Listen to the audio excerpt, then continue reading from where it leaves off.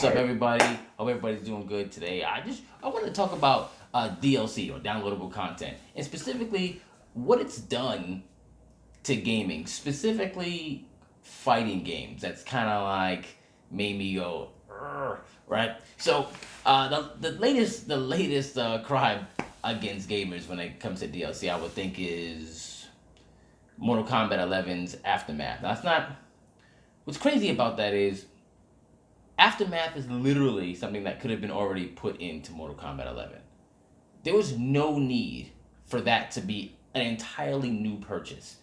Nor was it ever necessary for them to sell you Sindel, Nightwolf, Shiva, any of those characters that are actually legacy characters. They've been in the series for over a decade. Why are we buying them? Now, if you want to sell us Terminator, you want to sell all these brand new characters, Spawn, I'm good with that.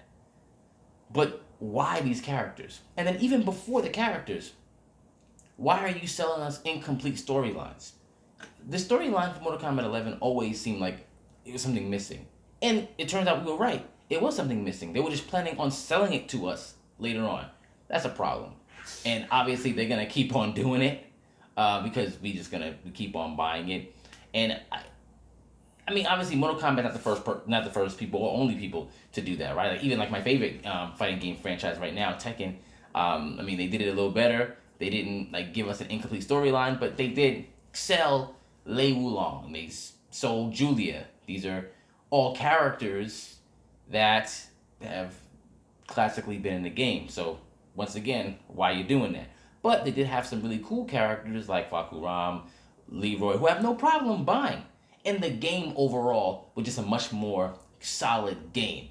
So it bothered me, but I didn't go, oh, F you, Tekken, I didn't do that. But Mortal Kombat, which is like another one of my favorite franchises, if you know me, you know how much I love Mortal Kombat, that one really got to me. And it kind of makes me feel like they don't really care about the fans like that. Like NetherRealm Studios just kind of giving the finger, especially when you came out with Mortal Kombat 11, then a combat pack, another combat pack, then this, which said, oh, guess what? There's going to be a discount on the other characters that came in. Wait, what? So they bought a $60 game to buy a $30 combat pack, another $30 combat pack, to a $40 game. Like an extra. What is that? How is that okay? How is that okay? I don't understand. I mean, believe me, I'm not sure if that's worse or having like Street Fighter 4 having 5 different versions. And Street Fighter 5 telling you have to buy Sagat.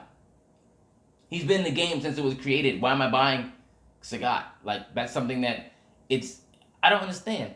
And I don't understand, like, why we keep buying it, right? I guess because we really want these characters. So I get why people are doing it. But then it kind of takes away from something. Even when it comes to all these, like, costumes and stuff. Like, you want the added, get this. Pay $5 for the extra outfit. And you know what? Then it brings me to another part that just goes missing now that DLC or this like super expansion culture is here, and that's achievements. Now, when I say achievements, I'm not talking to you about like the little notification that pops up every time you beat the game, like you did this, or every time you do a finisher 10 times, it's like finishing blah blah blah. I ain't talking about that on the PS4 or the Xbox. I ain't talking about that. I'm talking about you actually earning everything inside of a fighting game instead of buying it all. So maybe I'm old, right?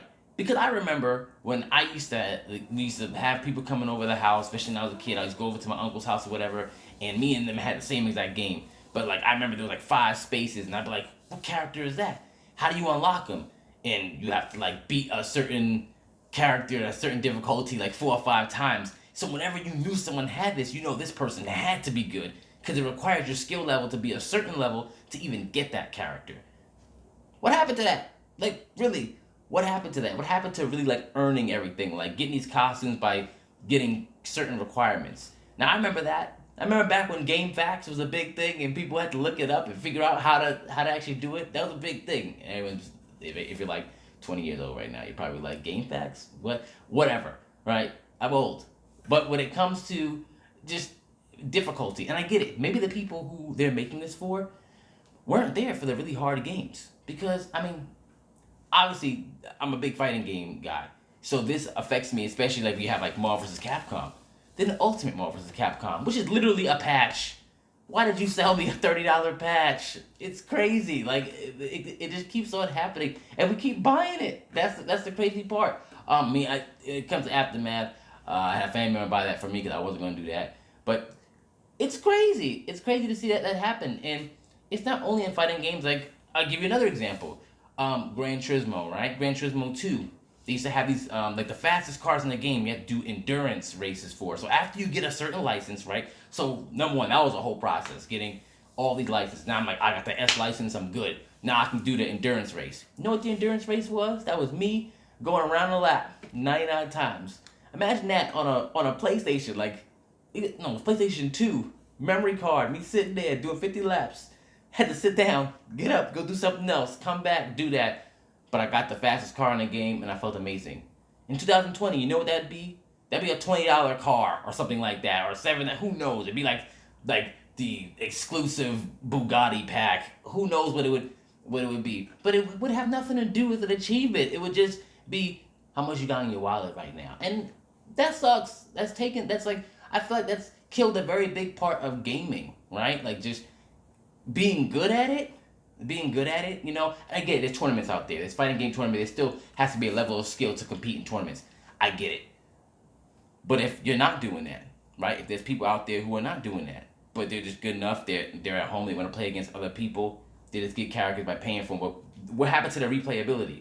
What happened to putting so much in the game that a person could just keep replaying it? Like, give me that.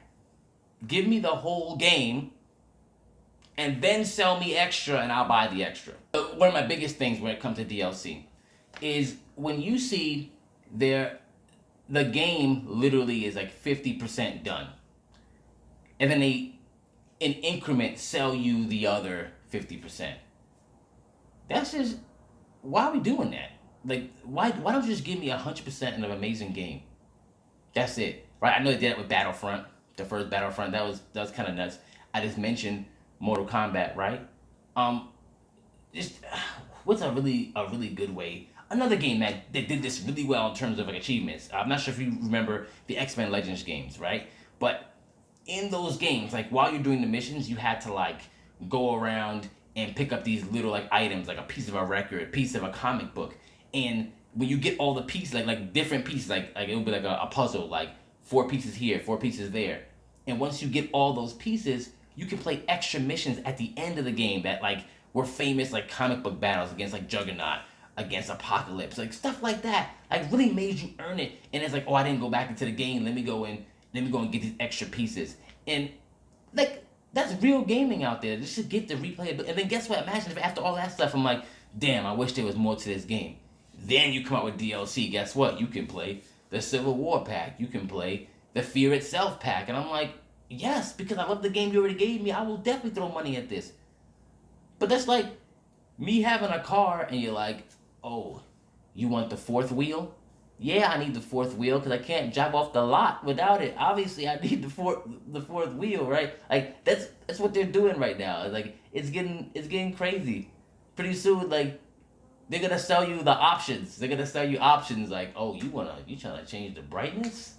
That's $199 for that change right there. Come on, man, like that, and that's something that I'm starting to see. Like the nickel and diming, obviously, it's not new, but it's getting to a point where I think at some point as gamers we're gonna have to put our foot down and tell them like this doesn't make any sense, or else they're just gonna keep on nickel and diming and decreasing the value of what they give us, and that's something that I really don't want to see happen. That's really all I got to say. So if you agree with that, write down in the comments. If you don't, still write it down and say, hey, no, I love paying DLC. I love spending so much money on a game that I already spent $60 for. Or you're going, no, Sean, you're right. Like, this is crazy. Like, I like to just spend my money and then do whatever's extra, right? All right? And that's honestly all I really got to say. And just don't forget, enter the nerd.